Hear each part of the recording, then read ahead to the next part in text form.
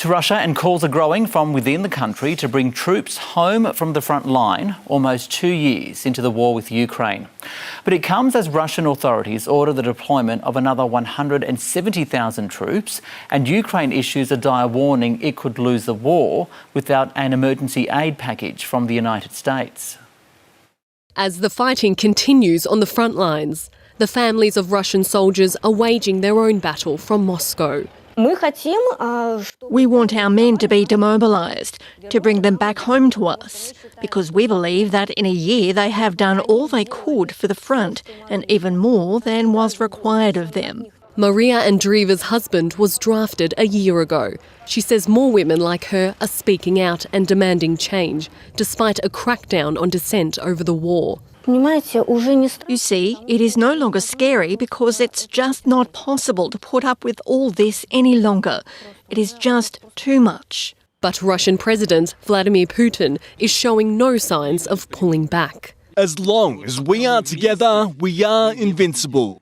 Iran and Russia's foreign ministers have signed an agreement promising to work together to counter the sanctions aimed at reducing Russia's capacity to continue its fight.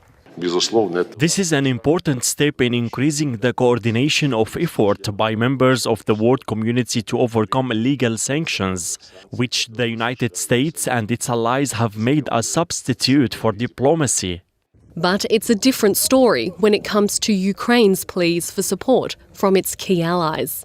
Poland announced earlier this year it would no longer provide weapons, while the White House, which has already sent more than $150 billion to Kyiv, says the money will run out by the end of the year. What it would mean, Jeff, is that we would no longer be able to supply Ukraine with the artillery ammunition they need to hold their lines against Russian advances. If Russia succeeds in this fight against Ukraine, all of Europe is at risk. Ukrainian President Volodymyr Zelensky has unexpectedly pulled out of a call with US lawmakers as negotiations break down, leaving a new emergency package for Kyiv stuck in the Senate. We really need it now. The winter is coming. We know that the attacks on the energy infrastructure is imminent. Families in Ukraine are growing weary, with the casualties nearing 30,000.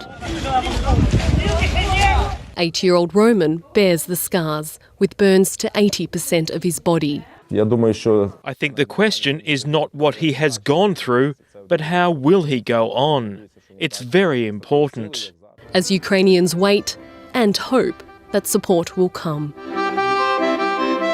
Brianna Piazza, SBS World News.